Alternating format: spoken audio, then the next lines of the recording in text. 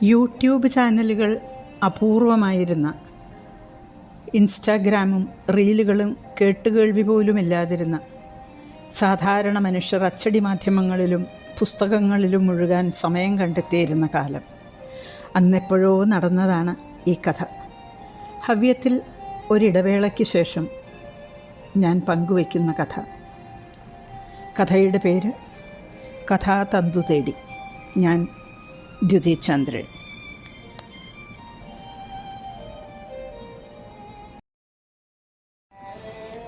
ഞങ്ങളുടേത് ഒരു ചെറിയ കുടുംബം, സന്തുഷ്ട കുടുംബം. ഞാൻ ഒരു ബാങ്ക് ഓഫീസറാണ്. എൻ്റെ ഭർത്താവ് കുമാർ ഒരു സിവിൽ എഞ്ചിനീയറാണ്. ചെറുതല്ലാത്ത ഒരു കൺസ്ട്രക്ഷൻ കമ്പനിയിൽ ജോലി ചെയ്യുന്നു. ജോലിയുടെ ഭാഗമായി എപ്പോഴും തിരക്കും സൈറ്റ് വിസിറ്റുകളും ഇടയ്ക്കിടെ യാത്രകളും. ഞങ്ങളുടെ മകൻ 14-കാരൻ വിഷ്ണു. സ്വഭാവം ഏതാണ്ട് എൻ്റെ പോലെ തന്നെ. നിറയെ സംസാരിക്കും, ചിരിക്കും, എപ്പോഴും ആക്റ്റീവാണ്. കൗമാരക്കാരുടെ സ്വഭാവവിശേഷങ്ങൾ മിക്കവാറും ഒന്നും തന്നെ അവനിൽ കാണാൻ തുടങ്ങിയിട്ടില്ല കേട്ടോ. മകൾ 10 വയസ്സുകാരി ലക്ഷ്മി. അച്ഛൻ്റെ തനി പകർപ്പ്. വാക്കുകൾ വെറുതെ കളയരുതെന്ന് ശക്തിയായി വിശ്വസിക്കുന്ന അവൾ കുമാരനെ പോലെ തന്നെ നിവൃത്തിയുണ്ടെങ്കിൽ ഒരു തലയാട്ടലിലോ യെസ്സിലോ നോയിലോ ഒക്കെ ഒതുക്കും സംഭാഷണങ്ങൾ. ഞങ്ങൾ നഗരത്തിലെ ഇടത്തരക്കാർ താമസിക്കുന്ന തരക്കേടില്ലാത്ത ഒരു 2 മുറി ഫ്ലാറ്റിൽ താമസം. കുറേ കൂടി നല്ല സൗകര്യങ്ങളുള്ള ഒരു 3 മുറി വീട് ഞങ്ങളുടെ സ്വപ്നത്തിലുണ്ട് കേട്ടോ. പക്ഷേ മക്കളുടെ പഠിപ്പ് കഴിയും വരെ അത് സ്വപ്നമായി തന്നെ നിലനിൽക്കും, തൽക്കാലത്തേക്കെങ്കിലും.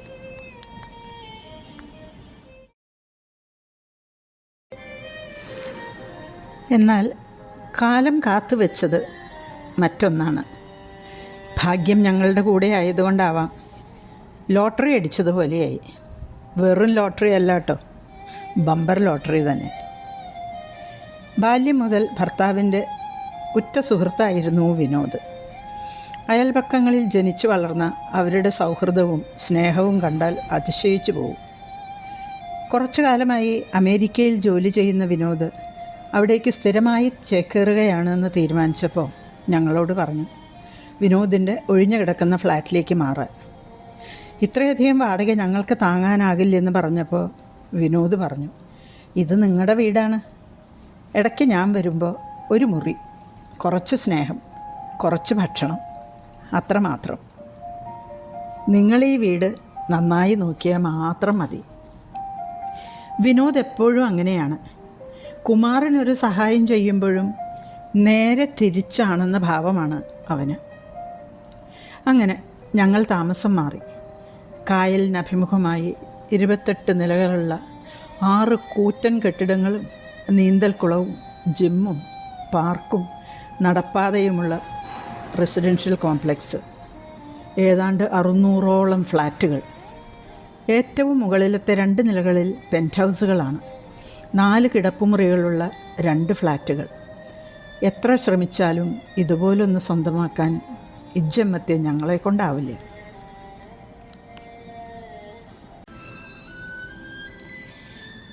ഈ കഥയിലെ മുഖ്യ കഥാപാത്രം സുമേധാ രാമൻ അയൽക്കാരിയായത് വളരെ യാദൃച്ഛികവും അപ്രതീക്ഷിതവുമായിട്ടായിരുന്നു. ഞങ്ങൾ താമസിക്കുന്ന ഫ്ലാറ്റിൻ്റെ 28A, അടുത്ത പെൻറ്റ് ഹൗസ് 28B അവരുടേതാണ്. അവർക്ക് ഇതുകൂടാതെ ബോംബെയിലും ഒരു വീടുണ്ടത്രേ. 2 മക്കൾ, ഒരാൾ അമേരിക്കയിലും രണ്ടാമത്തെ ആൾ ജർമ്മനിയിലുമാണത്രേ. അതുകൊണ്ട് തന്നെ അവർ 4 ഇടങ്ങളിലുമായി മാറി മാറി താമസിക്കുന്നു. നഗരത്തിലെ ഈ പെൻറ്റ് ഹൗസിൽ ഇടയ്ക്കിടെ വന്നും പോയും ഇരിക്കും. ഞങ്ങൾ ഫ്ലാറ്റിലേക്ക് മാറിയപ്പോൾ അവരവിടെ ഇല്ല. പക്ഷേ വാച്ച്മാൻമാരും വീട്ടുജോലിക്കാരിയും ലിഫ്റ്റ്മാനും ഒരേ ശബ്ദത്തിൽ പറഞ്ഞു, മാഡം നിങ്ങളുടെ ഭാഗ്യമാണ്, എന്ത് നല്ല സ്ത്രീയാണെന്നോ അവർ. വരും ദിവസങ്ങളിൽ പരിചയപ്പെട്ട കോംപ്ലക്സിലെ മറ്റ് പലരും ഇതുതന്നെ ആവർത്തിച്ചു. ഈ 6 കെട്ടിടങ്ങളിലുമുള്ള ഒരുമാതിരി എല്ലാവരെയും അവർക്കറിയാം. പ്രായമായവരോട് പ്രത്യേക കരുതലുമാണ്. അവരുടെ വീടുകളിൽ എപ്പോഴും ചെല്ലുകയും ഒരു കൂട്ടായി അവരുമായി സംസാരിച്ചിരിക്കുകയും ചെയ്യും. അല്ലാത്തവർക്കും തങ്ങളുടെ പ്രശ്നങ്ങളോ കുട്ടികളുടെ പ്രശ്നങ്ങളോ വിശ്വസിച്ച് പങ്കുവയ്ക്കാം. അവർ പലപ്പോഴും നല്ല ഉപദേശങ്ങളും സഹായങ്ങളും ചെയ്യുകയും ചെയ്യും. എനിക്കും വലിയ സന്തോഷമായി. ഇതുവരെ താമസിച്ചതിൽ നിന്ന് വ്യത്യസ്തമായ ചുറ്റുപാടുകളാണ്. കുമാറിനോ തിരക്കുകളേറി വരുന്നു. നല്ലൊരു അയൽക്കാരി എന്തുകൊണ്ടും നല്ലത് തന്നെ. ഞങ്ങൾ താമസം മാറി ഏതാണ്ട് 1 മാസം കഴിഞ്ഞപ്പോൾ സുമേധാരാമൻ അവരുടെ ഫ്ലാറ്റിൽ വന്നു. തലേന്ന് തന്നെ ലിഫ്റ്റ്മാൻ മുന്നറിയിപ്പ് തന്നിരുന്നു. അയാൾ വലിയ ആവേശത്തിലായിരുന്നു. നാളെ മാഡം വരുന്നുണ്ട്, ഞാൻ ഇന്ന് തന്നെ വീടൊക്കെ വൃത്തിയാക്കി ഇട്ടിട്ടുണ്ട്. ഫ്ലാറ്റിൽ വെളിച്ചം കണ്ടുവെങ്കിലും ആദ്യത്തെ 2-3 ദിവസം അവരെ കണ്ടില്ല. 3-ാം ദിവസം വൈകുന്നേരം ഞാൻ ലിഫ്റ്റിലേക്ക് കയറുമ്പോൾ അവർ ഇറങ്ങുകയായിരുന്നു. ഉടനെ ചിരിച്ചുകൊണ്ട് ചോദിച്ചു, എൻ്റെ പുതിയ അയൽക്കാരിയാണ് അല്ലേ? ഞാൻ കുറച്ച് തിരക്കിലാണ്, വരുന്നുണ്ട്. ഒരു ദിവസം പരിചയപ്പെടാൻ. കണ്ടാൽ ഐശ്വര്യമുള്ള ഒരു 60കാരി, അതായിരുന്നു എൻ്റെ ആദ്യത്തെ അഭിപ്രായം.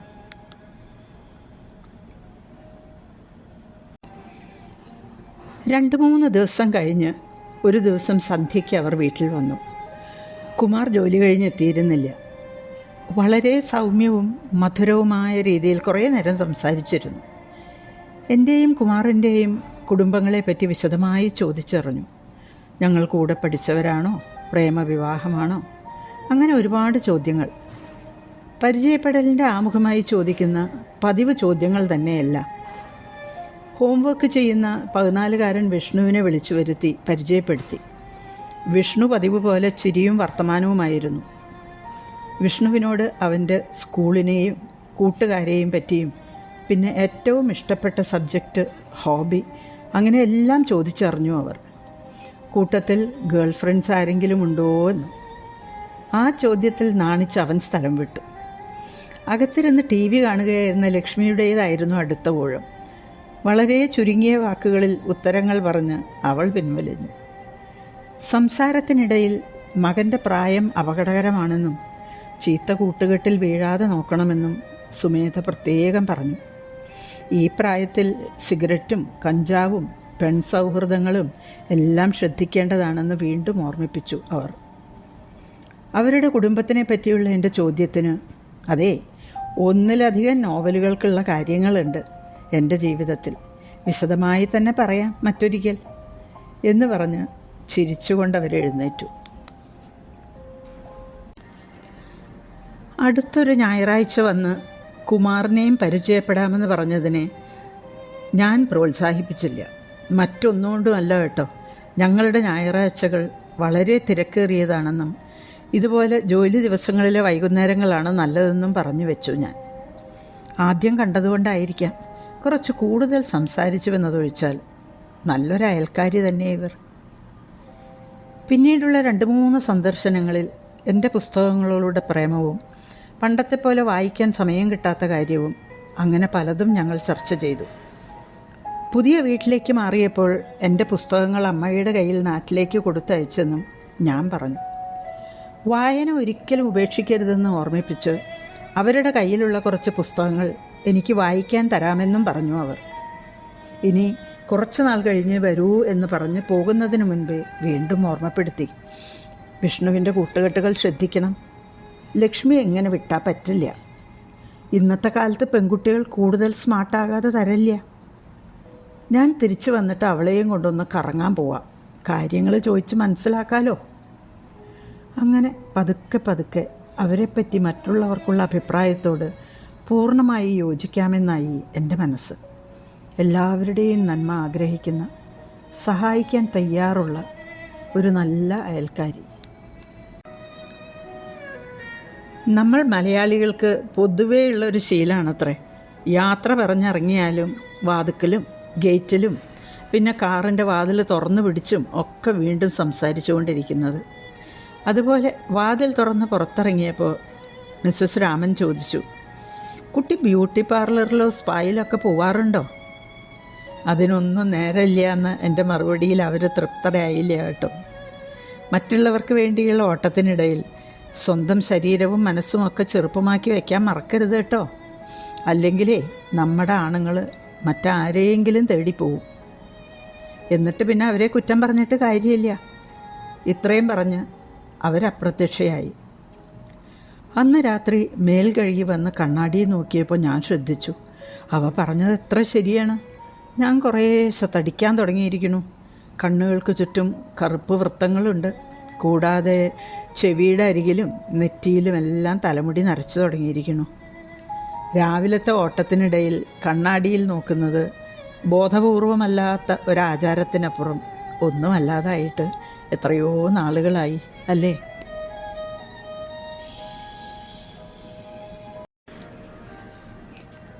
കുമാർ വീട്ടിലുള്ള രാത്രികളിൽ കുട്ടികൾ ഭക്ഷണം കഴിഞ്ഞ് കിടക്കാൻ പോയി കഴിഞ്ഞാലാണ് ഞങ്ങളുടെ ചെറിയ റൊമാൻസും പിന്നെ ഓഫീസിലെയും വീട്ടിലെയും കാര്യങ്ങൾ ചർച്ച ചെയ്യലുമല്ല.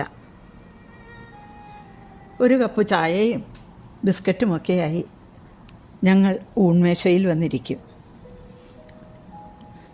അന്ന് മുഖവുരയൊന്നുമില്ലാതെ തന്നെ ഞാൻ പറഞ്ഞു തുടങ്ങി, കുമാർ കാണുന്നില്ലേ എൻ്റെ തലമുടി നരയ്ക്കാൻ തുടങ്ങിയത്? പാർലറിൽ പോയി ഡൈ ചെയ്താലോ എന്ന് ആലോചിക്കുകയാണ്. എന്നെ അതിശയത്തോടെ നോക്കി ചേർത്ത് പിടിച്ചുകൊണ്ട് കുമാർ പറഞ്ഞു, തൻ്റെ നര കറുപ്പിച്ചാൽ പോകും, എൻ്റെ കഷണ്ടിയോ? ഇനി സിനിമാ നടന്മാരെ പോലെ മുടി നട്ടു വളർത്താനൊക്കെ പോണ്ടി വരില്ലേ? എടോ ഭാര്യയെ, താനിതൊന്നും ഓർത്ത് വല്ലാണ്ട് വിഷമിക്കണ്ട. നമ്മുടെ മക്കൾ വലുതായി തുടങ്ങിയില്ലേ? നമുക്ക് ഒരുമിച്ച് മാന്യമായിട്ട് അങ്ങോട്ട് വയസ്സാവാം. വിരോധമുണ്ടോ? ഞങ്ങൾ കുറേ ചിരിച്ചു. എങ്കിലും ഞാൻ തീരുമാനിച്ചു, ഇനി കുമാർ ടൂർ പോകുമ്പോൾ പാർലറിലും സ്പായിലും ഒക്കെ ഒന്ന് പോകണം. നമ്മളായിട്ട് നമ്മുടെ ആണുങ്ങളെ വഴിതെറ്റിക്കാൻ പാടില്ലല്ലോ.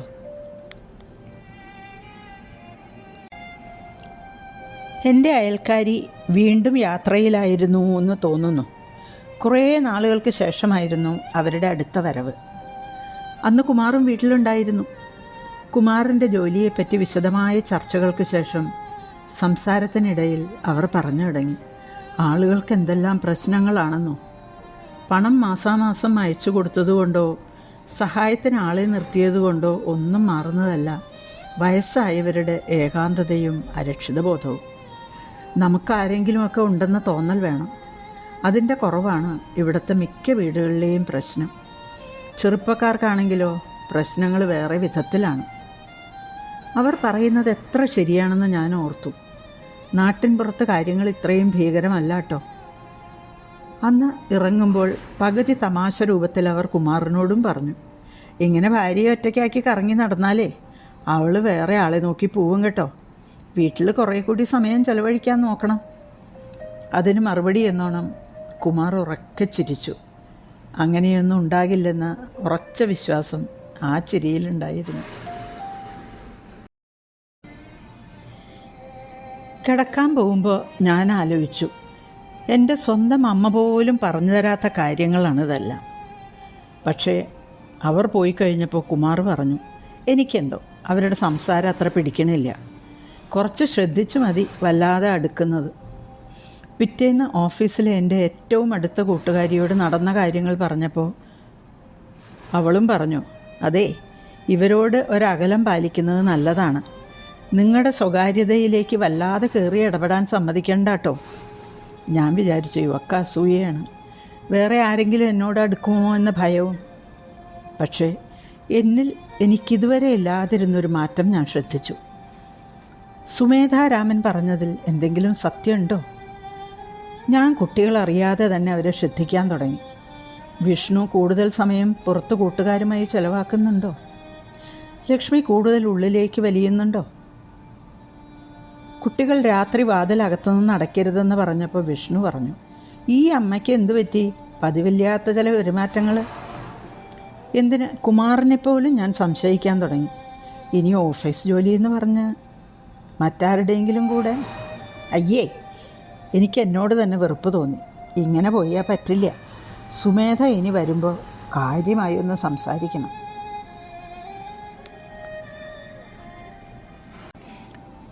എന്തോ പിന്നെ കുറേ നാളത്തേക്ക് അവരെ കണ്ടില്ല. പെട്ടെന്നൊരു ദിവസം കയ്യിൽ ഒരുപാട് പുസ്തകങ്ങളുമായി അവർ വന്നു. അത് സോഫയിലേക്കിട്ട് അവർ പറഞ്ഞു, ഓഫ്, വല്ലാത്ത തിരക്കായിരുന്നു.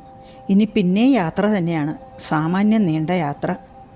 ഞാൻ ആലോചിച്ചു, ഇത് തന്നെ പറ്റിയ അവസരം. അവരെപ്പറ്റി കൂടുതൽ ചോദിച്ചറിയാം, പിന്നെ എൻ്റെ അനാവശ്യമായ ആശങ്കകളും പങ്കുവയ്ക്കാം. അതിനൊന്നും അവസരം തരാതെ അവർ പറഞ്ഞു, കുറച്ച് തിരക്കുണ്ട്, ഇറങ്ങട്ടെ.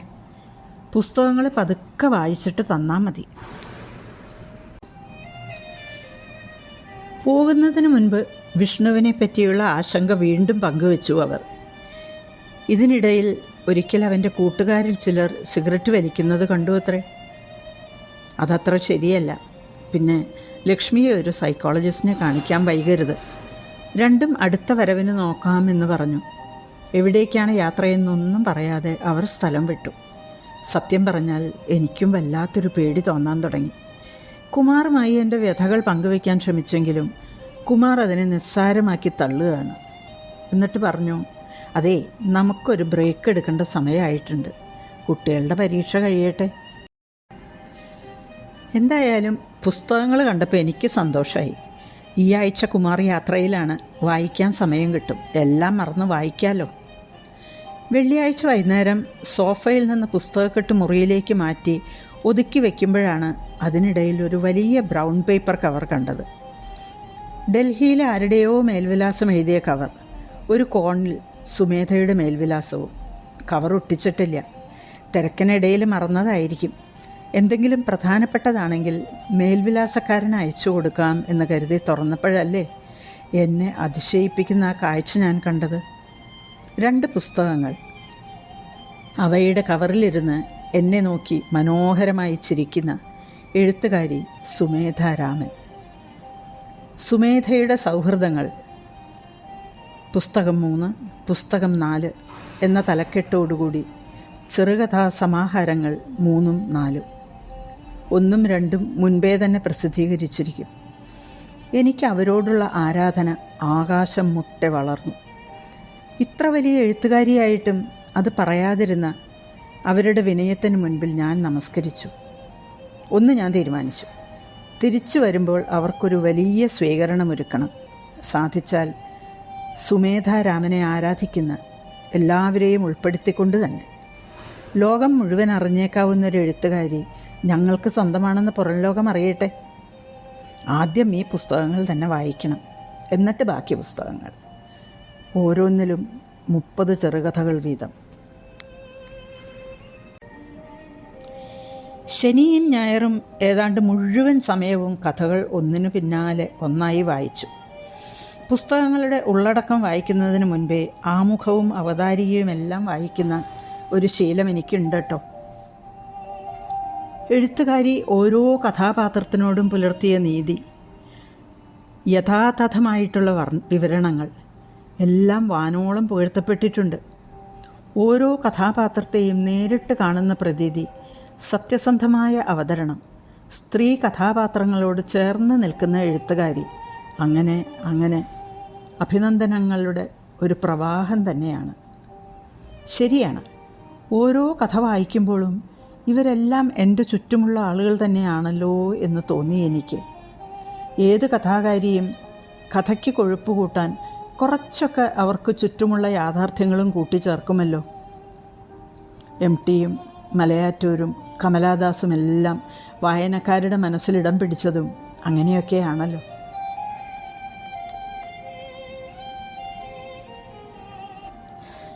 എങ്കിലും വോള്യൂം 4-ലെ 22ാമത്തെ കഥ വായിച്ചപ്പോൾ ഞാൻ ശരിക്കും ഞെട്ടിപ്പോയി.